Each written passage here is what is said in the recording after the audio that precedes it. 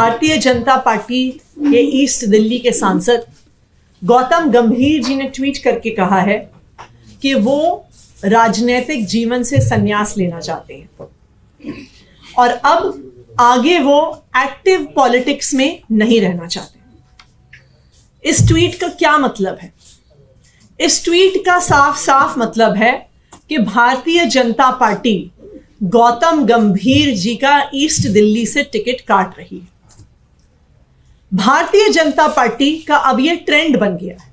वो क्या ट्रेंड है कि पहले भारतीय जनता पार्टी किसी को भी कैंडिडेट बना देती है, उसकी योग्यता नहीं देखती, उसकी जनता के काम करने के प्रति कमिटमेंट को नहीं देखती, चाहे वो भारतीय जनता पार्टी के सांसद हो, चाहे वो भारतीय जनता पार्टी के विधायक हो, चाहे वो भारतीय जनता पार्टी के पार्षद हो, ऊपर से लेके नीचे तक भारतीय जनता पार्टी का कोई भी चुना हुआ प्रतिनिधि अपने इलाके की जनता में ना तो नजर आता है ना कोई काम करता है।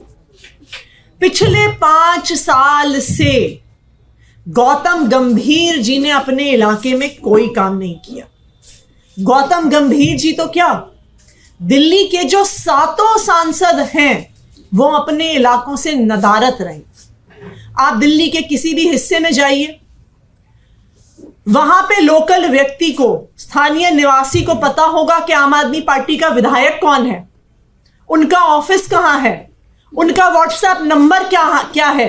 यहां तक कि स्थानीय लोग वहां के विधायक को अपना फोन उठा के कॉल भी कर लेंगे अगर उन्हें पानी की समस्या हो, सीवर की समस्या हो, बिजली की समस्या हो।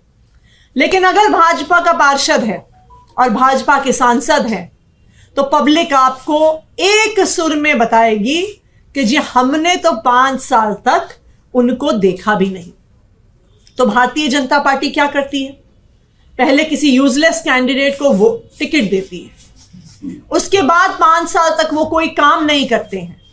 5 साल के बाद भारतीय जनता पार्टी कहती है कि अब हम टिकट बदल रहे हैं, अब हम किसी नए व्यक्ति को लाकर यहां से चुनाव लड़वा रहे हैं। आज मैं भारतीय जनता पार्टी को चैलेंज देती हूं कि वो हमें बताएं कि पिछले 5 साल में उनके किसी भी सांसद ने कोई एक भी काम करके दिखाया हो। तो ये चैलेंज है मेरा भारतीय जनता पार्टी को। दिल्ली में दिल्ली सरकार के अलावा, एमसीडी के अलावा केंद्र सरकार की कुछ जिम्मेदारी है। पुलिस केंद्र सरकार के पास है, लॉ एंड ऑर्डर केंद्र सरकार के पास है, लैंड केंद्र सरकार के पास है।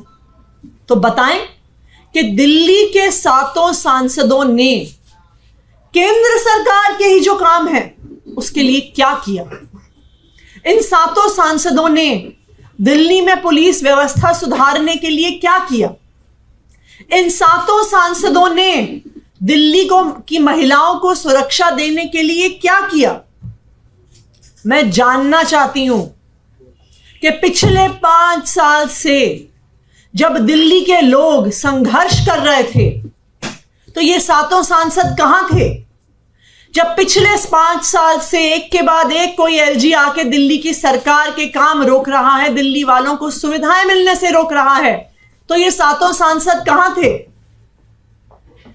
जब देश के संसद में दिल्ली की चुनी हुई सरकार के अधिकार छीन लिए गए, जब देश की संसद में दिल्ली वालों के वोट का हक छीन लिया गया, तो ये 7 सांसद कहां थे।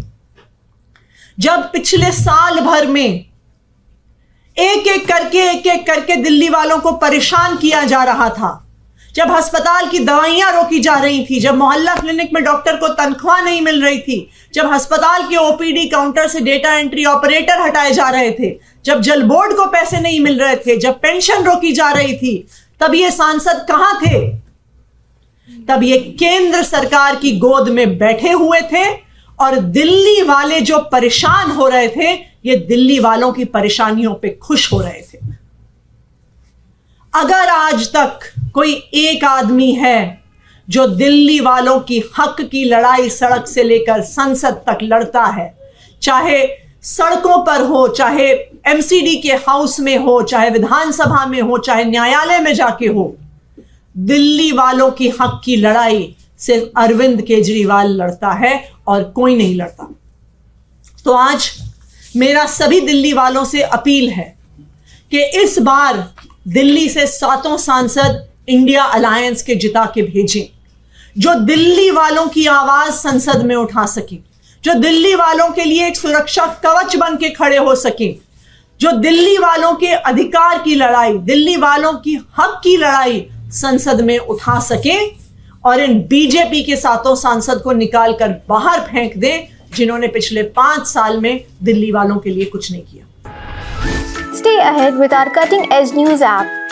Instantly access the latest shorts in just 1 minute and breaking news in just 50 words. Download now for a smarter, faster news experience.